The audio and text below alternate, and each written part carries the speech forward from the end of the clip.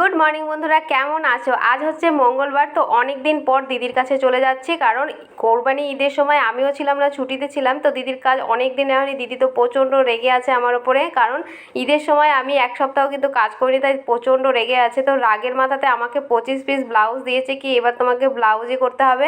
আর blouse করা মানে বুঝতেই পারছো কি কতটা খাটনি। ব্লাউজ করো, হাতে হেম করো, হুক ঘাটি লাগাও, মানে এগুলো অনেকটা হেডেকের ব্যাপার, অনেক কাজ করতে হয়। আর একা হাতে সমস্তটা করি, তো একটু বেশি কষ্ট হয়। তো কিছু করার নেই, দিদির এই কাজগুলো তো আমাকে করে দিতেই হবে, কারণ দিদি প্রচণ্ড রেগে আছে। আর আমারও কাস্টমারের অনেক কাজ আছে, সমস্ত কিছু নিয়েই আজকে তোমাদেরকে দেখাচ্ছি। দেখো, অনেকগুলো এক একজনের 4টে 5টা করে ব্লাউজ আছে, তো সমস্ত কিছু তোমাদেরকে একটু দেখিয়ে দিলাম। তো এই সপ্তাহে প্রচুর কাজের চাপ বন্ধুরা, জানি না কত করতে পারবো। তো চলো, আজকের মতন এইটুকুই থাকলো, দেখা হচ্ছে আবার কালকে।